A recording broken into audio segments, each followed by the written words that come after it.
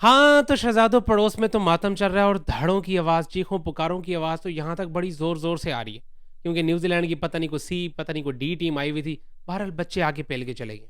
सीधी-सी बात ये है कि बच्चों ने आगे 2-1 से सीरीज़ हरा दी है और द माइटी इंडिया की टीम जो भाई साहब व्हाइट बॉल में पिछले बड़े अरसे से बड़े-बड़े कारनामे अंजाम देती हुई आ रही है, तो उसको भाई साहब 2-1 से सीरीज़ पेल के जा रहे हैं और साथ ही साथ पाकिस्तान में भी सफ़े मातम बिछा हुआ है। उसकी वजह ये है कि हमारे बाबर आज़म साहब एक बार फिर से बिग बैश लीग में फ्लॉप हो गए हैं और सिर्फ एक ही रन बनाया, ज़्यादा कोई तकलीफ करने की ज़रूरत ही महसूस नहीं की और टाइम से ही वापस आ गए। वो अलग बात है 7-8 बॉलें भी खेल के गया, लेकिन रन्स बनाने की भई नहीं ज़रूरत ही कोई नहीं है, हमें क्या करने हैं रन्स बना के? हमें कौन-सी कोई अपनी टीम में सिलेक्शन करवानी है? हैं? उसको कौन-सा कोई टेंशन पड़ी हुई है पीछे के भाई साहब पीछे आकिब जो है साहब बैठे हुए हैं, जिन्होंने सर पे डंडा रखा हुआ है इस टाइम पे कि भाई वो तो इंतज़ार में बैठे हैं कि बॉबी की परफॉर्मेंस देखूँ मैं। और उसी हिसाब से मैं अपना हिसाब-किताब लगाऊँ। तो इन सारी चीज़ों पे बात करते हैं, लेकिन शुरू करते हैं भाई साहब इंडिया वर्सेस न्यूज़ीलैंड के मैच पे और जो कोहली ने आज फिर इनिंग खेल दिया है यार, क्या बंदा क्या है यार, मुझे समझ से काम बाहिर है यार। इंडिया की टीम की जो बैटिंग लाइनअप है, उसमें कोई बच्चा कोई भी नहीं है, ठीक है? सारे ही तगड़े किस्म के प्लेयर्स हैं, एक के बाद एक, ठीक है? लेकिन ये कोई नेक्स्ट ही किस्म की बला है। मतलब एक के बाद एक विकेट्स गिर रही हैं, सारे आउट होते जा रहे हैं, प्रेशर बढ़ता जा रहा है, ये बंदे को कोई टेंशन ही महसूस नहीं हो रही। जब ये बंदा आउट होके गया है, मुझे सिर्फ़ एक चीज़ का बता दो कि 1% का प्रेशर भी बचा पड़ा था, 1% का। मतलब आराम से स्कोर बन रहे थे, कोई मसला ही नहीं था, ठीक है? सिर्फ़ और सिर्फ़ टेंशन क्या थी? विकेट्स की। जैसे ही भाई साहब वो हर्षित राणा आउट हुआ है ना और उसके बाद फ़ौरन ही आके सिराज साहब भी अपनी विकेट देके चले गए, तब से इस बंदे की टेंशन बढ़ गई है क्योंकि उसको पता था कि अब दूसरे एंड से बिल्कुल ही खत्म। मतलब जो इसकी सिंगल डबल्स वाली गेम है, वो तो बिल्कुल ही रुक गई ना। अब इसको बाउंड्रीज़ में ही हिसाब-किताब लगाना था। तब से इसको भाई साहब टेंशन पड़ी है और फिर ये 2 बॉलों पे ट्राई किया इस बंदे ने, नहीं लगी, फिर सिंगल लेके फिर आखिरकार दूसरे एंड पे आ गया। और फिर नेक्स्ट ओवर में भाई साहब ज़ाहिर-सी बात है इसने शॉटें ही मारनी थी क्योंकि नॉन स्ट्राइकर एंड पे बच्चे आए हुए हैं आगे, टेल एंडर्स आए हुए हैं जिनको बैटिंग करने का अता-पता ही कोई नहीं है। ठीक है? जहाँ इनके दिग्गज बड़े सारे फेल होके बैठे हैं, अभी मैं उन पे बात करता हूँ, रोहित शर्मा वगैरह पे, ठीक है? सारे फेल होके आ गए, वहाँ इन बच्चों ने क्या ही कर लेना था।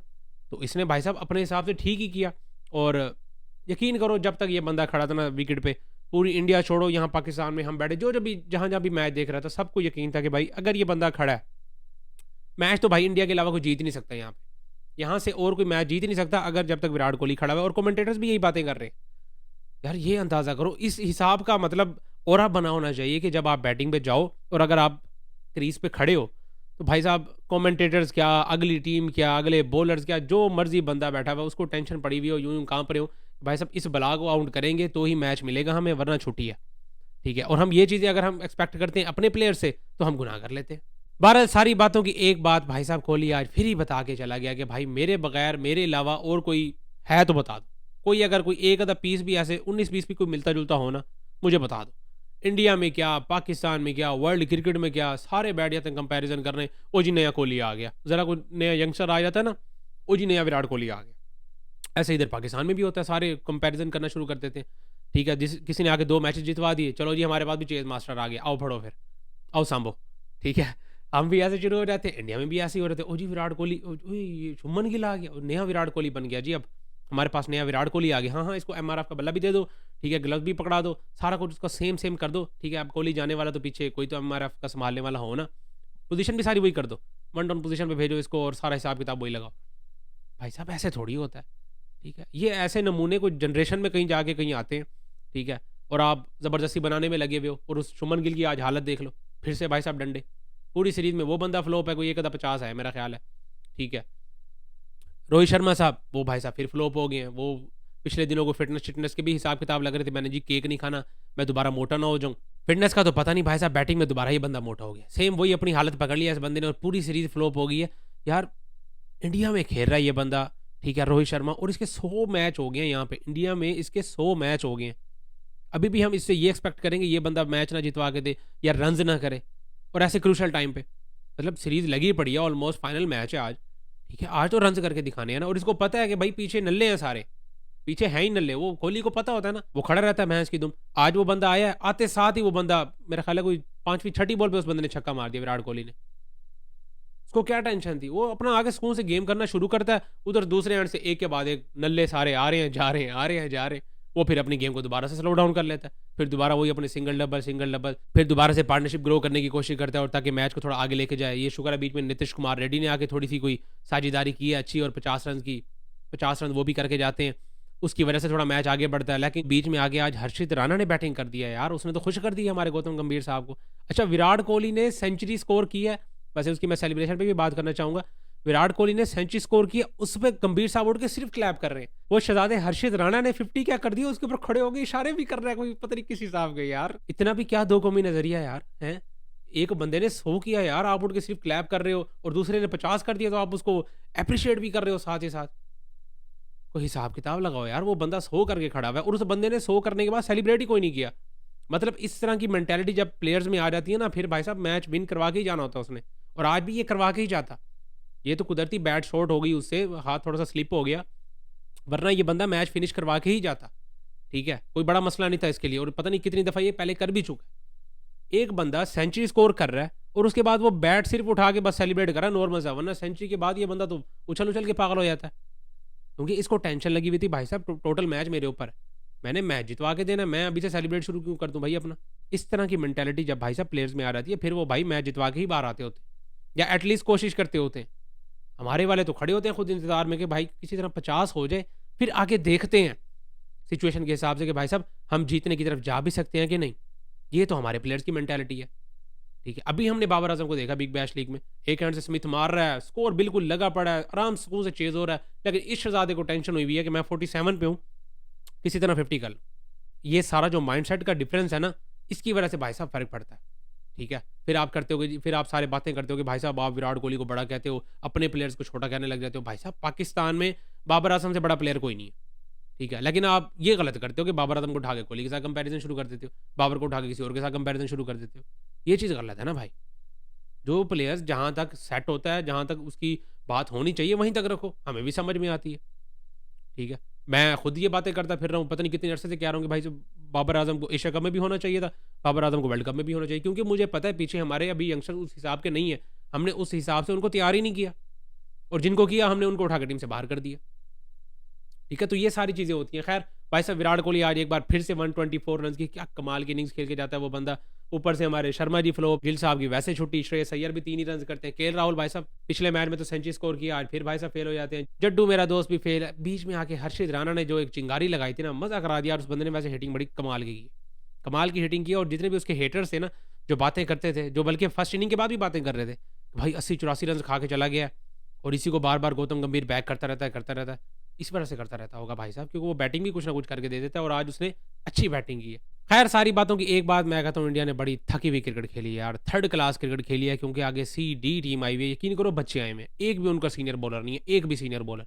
ठीक है, वो सारे पार्ट टाइमर्स लगे हुए हैं, कोई स्पिन आगे कर रहा है, कोई फास्ट बॉल कर रहा है, सारे ही तकरीबन नए यंगस्टर्स हैं उनके, लेकिन उनके खिलाफ भी भाई साहब 2-1 से घर पे सीरीज हार के बैठे हुए हैं, और फिर हम बातें करते थकते नहीं है इंडिया वाले जी, तो जी हम तो वाइड बॉल में ये, हम तो वाइड बॉल में वो।